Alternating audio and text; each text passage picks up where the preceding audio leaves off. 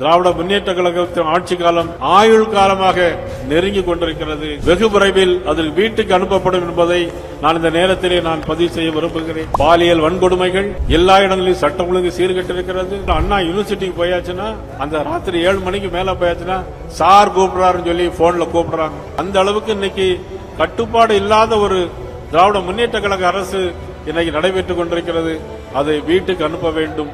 அதனுடைய ஒவ்வொரு பொறுப்பும் இந்த சென்னை கோட்டத்தில் உள்ள ஒவ்வொருவருக்கும் இருக்கிறது என்பதை நான் இந்த நேரத்தில் நான் அன்போடு கேட்டுக்கொள்கிறேன். நம்மெல்லாம் பேஸ்புக் ட்விட்டர்லாம் பதிவு போடுகிறோம். ஆனால் நாம் போடுகிற பேஸ்புக் ட்விட்டர்லையும் ஒவ்வொரு நாளும் அடக்கமாக அதை எப்படி நல்ல முறையில் பயன்படுத்த வேண்டுமோ அதை பயன்படுத்த வேண்டும். ஏன் என்று சொன்னால் தேர்தல் நெருங்கிக் கொண்டிருக்கிறது. எதையாவது போட்டால் உடனடியாக இன்னைக்கு ஆளுங்கட்சி அவருடைய கையிலே இருக்கிறது. ஒரு உடனடியாக நம்மளை கைது செய்து நம்மளை திசை திருப்ப பார்ப்பார்கள். ஆராய்ச்சி தியாகராஜன் சொன்னதை போல கொடி கூட நம்மளை கெட்ட விட மாட்டார். ஒரு அராஜக ஆட்சி இப்ப நடைபெற்றுக் கொண்டிருக்கிறது. இந்த வீட்டுக்கு அனுப்ப வேண்டும் சொன்னால் நாம் ஒவ்வொருவரும் இப்படி சபரிமலைக்கு 40 நாள் விரதம் இருந்து சபரிமலைக்கு போவோமோ அதுபோல இன்றிலிருந்து நாம் சபதம் எடுத்து திமுக ஆட்சியை விரட்டுகின்ற வகையில் அனைவரும் ஒன்றுபட்டு பாடுபட வேண்டும். உங்களை பொறுத்த மட்டிலும் பாரதிய ஜனதா கட்சியினுடைய தொண்டர்கள் ஒவ்வொருவருக்கும் உங்களுடைய பாதுகாப்பு நலன் கருதி மட்டுமல்ல, உங்கள் காலிலே ஒரு அடிபட்டால் அதனுடைய கண்ணிலே வருகிற கண்ணீராக நான் கருதுவேன்.